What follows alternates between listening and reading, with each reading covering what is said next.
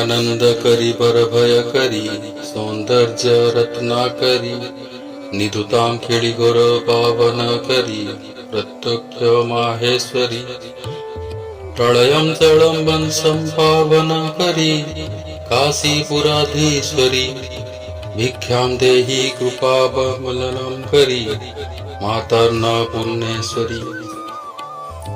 जय मां लक्ष्मी। प्रतिवर्ष भाद्रपद मास के शुक्ल पक्ष के अष्टमी तिथि से गजलक्ष्मी व्रत मनाया जाता है, जो कि 16 दिनों तक चलता है। इस वर्ष ये व्रत 22 सितंबर 2023 दिन शुक्रवार से शुरू हो रहा है। इन दिनों धन की देवी मां महालक्ष्मी को प्रसन्न करके अपार और अखंड धन संपदा का वरदान प्राप्त कर सकते हैं। धार्मिक ग्रंथों के अनुसार श्री महालक्ष्मी व्रत सुख समृद्धि के लिए रखा जाता है। भाद्रपद मास के शुक्ल पक्ष की अष्टमी तिथि से प्रारंभ श्री गजलक्ष्मी व्रत का समापन अश्विनी कृष्ण पक्ष अष्टमी यानी श्राद्ध पक्ष के अष्टमी पर पूर्ण होता है। धन वैभव ऐश्वर्य और संपूर्ण सुखों को देने वाली धन की देवी माता महालक्ष्मी का ये गजलक्ष्मी व्रत 16 दिनों तक जारी रहे। महालक्ष्मी पूजा की कहानी। एक समय महर्षि वेदव्यास जी हस्तिनापुर पधारे। उनका आगमन सुन महाराज धृतराष्ट्र उनको आदर सहित राजमहल में ले गए। स्वर्ण सिंहासन पर विराजमान कर उनका पूजन किया। श्री व्यास जी से माता कुंती तथा गांधारी ने हाथ जोड़कर प्रश्न किया, हे महामुने, आप तो त्रिकालदर्शी हैं, अतः आपसे हमारी प्रार्थना है कि आप हमको कोई ऐसा सरल व्रत तथा पूजन बताएं जिससे हमारा राज्य लक्ष्मी सुख संपत्ति पुत्र पौत्रादि व परिवार सुखी रहे। इतना सुन श्री वेदव्यास जी कहने लगे, हम एक ऐसा व्रत का पूजन व वर्णन कहते हैं जिससे सदा लक्ष्मी जी का निवास होकर सुख समृद्धि की वृद्धि होती है। ये श्री महालक्ष्मी जी की व्रत है। इससे गजलक्ष्मी व्रत भी कहा जाता है, जिसे प्रतिवर्ष अश्विनी कृष्ण अष्टमी को विधिवत किया जाता है। माता कुंती और गांधारी ने कहा, हे महामुने, इस व्रत की विधि हमें विस्तार पूर्वक बताने की कृपा करें। तब व्यास जी बोले, हे देवी, ये व्रत भाद्रपद शुक्ल अष्टमी से प्रारंभ किया जाता है। इस दिन स्नान करके 16 सूतों का धागों का डोर बनाएं, उसमें 16 गांठ लगाएं, हल्दी से पीला करें, प्रतिदिन 16 दूध व 16 गेहूं डोरे को चढ़ाएं। अश्विनी कृष्ण अष्टमी के दिन उपवास रखकर मिट्टी की हाथी पर श्री महालक्ष्मी जी की प्रतिमा स्थापित कर विधि पूर्वक पूजन करें। इस प्रकार श्रद्धा भक्ति सहित महालक्ष्मी जी का व्रत पूजन करने से आप लोगों की राज्य लक्ष्मी में सदा अभिवृद्धि होती रहेगी। इस प्रकार व्रत का विधान बताकर श्री वेदव्यास जी अपने आश्रम को प्रस्थान कर गए।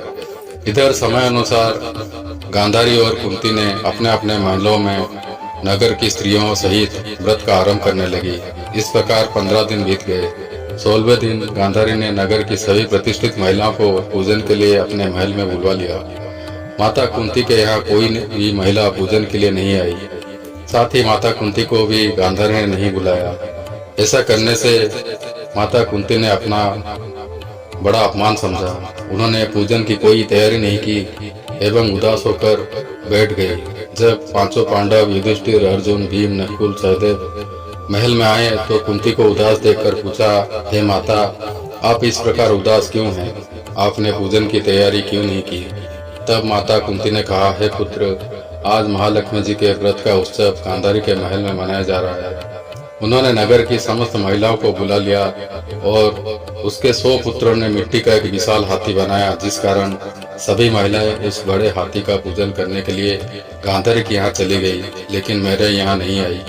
ये सुनकर अर्जुन ने कहा, हे माता, आप पूजन की तैयारी करें और नगर में बुलावा लगा दे कि हमारे यहाँ स्वर्ग के ऐरावत हाथी के पूजन होंगे।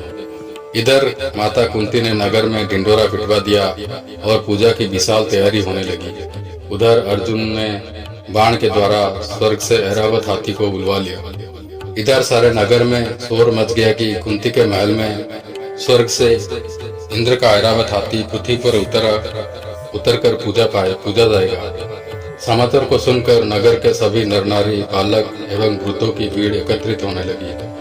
उधर गांधारी के महल में हलचल मच गई। वहां एकत्र हुई सभी महिलाएं अपनी अपनी थालियां लेकर कुंती के महल की ओर जाने लगी। देखते ही देखते कुंती का सारा महल ठसाठस भर गया। माता कुंती ने ऐरावत को खड़ा करने हेतु अनेक रंगों के चौक पुरवाकर नवीन रेशमी वस्त्र बिछवा दिए। नगरवासी स्वागत के तैयारी में फूलमाला, अबीर, गुलाल, केसर हाथों में लिए पंक्तिबद्ध खड़े थे। जब स्वर्ग से ऐरावत हाथी पृथ्वी पर उतरने लगा तो उसके आभूषणों की ध्वनि गूंजने लगी। ऐरावत के दर्शन होते ही जय जयकार के नारे लगने लगे। सायंकाल के समय इंद्र का भेजा हुआ हाथी ऐरावत माता कुंती के भवन के चौक में उतर आया। तब सब नारियों ने पुष्पमाला, अबीर, गुलाल, केसर आदि सुगंधित पदार्थ चढ़ाकर उनका स्वागत किया। राज्य पुरोहित द्वारा ऐरावत पर महालक्ष्मी जी की मूर्ति स्थापित करके वेद मंत्र उच्चारण द्वारा पूजा किया गया। नगर वासियों ने भी महालक्ष्मी पूजन किया। फिर अनेक प्रकार के पकवान लेकर ऐरावत को खिलाया और यमुना का जल उसे पिलाया गया। 16 गांठों वाले डोर लक्ष्मी जी को चढ़ाकर अपने अपने हाथों में बांध लिया। ब्राह्मणों को भोजन कराया गया।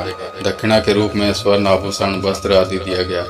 तत्पश्चात महिलाओं ने मिलकर मधुर संगीत लहरियों के साथ भजन कीर्तन कर संपूर्ण रात्रि महालक्ष्मी व्रत का जागरण किया। दूसरे दिन प्रातः राज्य पुरोहित द्वारा वेद मंत्र उच्चारण के साथ जलाशय में महालक्ष्मी जी की मूर्ति का विसर्जन किया गया। फिर ऐरावत को विदा कर इंद्रलोक को भेज दिया। इस प्रकार जो स्त्रियां श्री महालक्ष्मी जी का विधि पूर्वक व्रत एवं पूजन करती हैं, उनके घर धन्य धन्य से पूर्ण रहती है तथा उनके घर में महालक्ष्मी जी सदा निवास करती है। महालक्ष्मी जी व्रत की पूजन विधि। महालक्ष्मी पूजा के लिए फल, फूल, धूप, दीप, दूब, चंदन, अबीर, गुलाल, रोली, मोली, अक्षत, लौंग, इलायची, सुपारा, मेहंदी, हल्दी, बिछया, नया वस्त्र, पंचामृत, मिठाई समेत पूजा की सभी सामग्री चाहिए। विधि। महालक्ष्मी पूजा के दिन सुबह जल्दी उठकर स्नान करने के बाद साफ कपड़ा पहना जाता है। पूजा घर को साफ करके एक छोटी कुर्सी पर लाल कपड़ा बिछाया जाता है। उस पर माँ लक्ष्मी की प्रतिमा स्थापित किया जाता है। प्रतिमा पर अक्षत, कुमकुम और सिंदूर लगाया जाता है। उसके बाद माता को फल फूल चढ़ाया जाता है और धूप, दीप और नैवेद्य अर्पित किया जाता है। माता लक्ष्मी को 16 श्रृंगार की सामग्री अर्पित किया जाता है और खीर भोग में लगाया जाता है। उसके बाद महालक्ष्मी का व्रत पाठ करके सुना जाता है और अंत में श्रद्धा पूर्वक उनकी आरती किया जाता है। पूजा के बाद लोगों में प्रसाद बांटा जाता है और सुख सौभाग्य की कामना की जाती है। जय माता लक्ष्मी।